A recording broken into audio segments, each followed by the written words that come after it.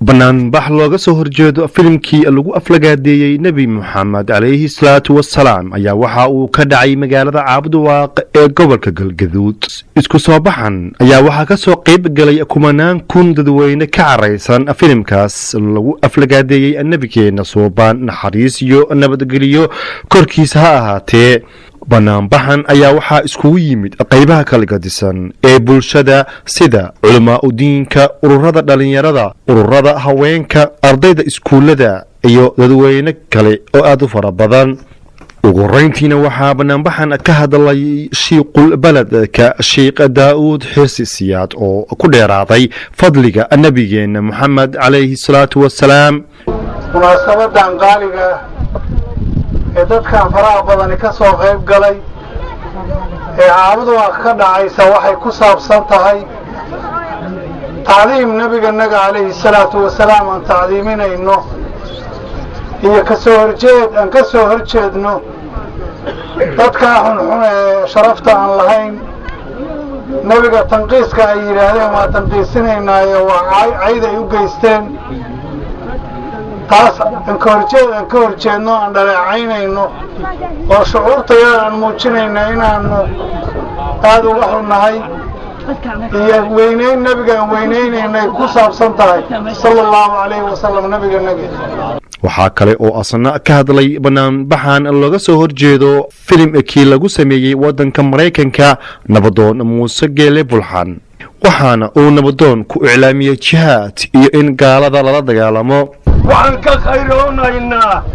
diinta islaamka wixii wax u dhimaya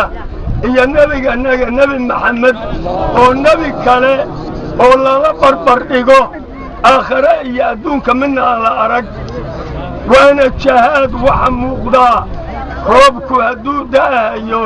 saymo yaryar buu leeyahay calaacaluu leeyahay gacan buu leeyahay marka dambena ceelka geeyuu yeeshaa waxaad ogaataan diinta islaamka iyo tii gaalada baa loo kala baxayaa dagaalkii islaamka iyo kii gaaladaa jooga ha iska dhaga tirina qofkii islaamka raacayo isa soo taag adigoo jahaatul islaam ku dhimanaya oo islaama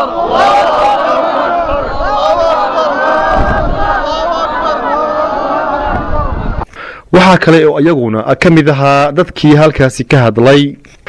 allahu akbar allahu akbar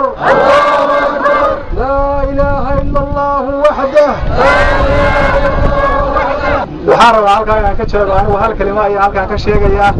naguma filna inaan maaragtay waxaa la yidhaahdo inaan keliya afka iyo xoogaa banaanbax iyo inaan samayno keliya naguma filna waxaan ugu baaqayaa meel kastoo islaamka dunidiisa uu joogo waxaan ugu baaqayaa inay u diyaar garoobaan waxyaalahaas xununka ee gaaladu ay samaynayso ee qadafka iyo diinta islaamka iyo nebiga loo geysanayo allahuma salli wasallim wabaarik caleyh inaan maaragtay u diyaar garowno inaan ka geysano bilficil inaan gacan ka geysano ugu dambayntiina dadweyne aad u fara badan oo caraysan oo ay wejiyadooda ka muuqdaan sida ay uga xun yihiin aflagaadada loo geystay nebi moxamed calayhi salaatu wasalaam ayaa waxa ay wadooyinka magaalada ku gubeen calamada maraykanka faransiiska iyo yuhuudda maxamed salaad maxamed Somali Journal magaalada Caabudwaaq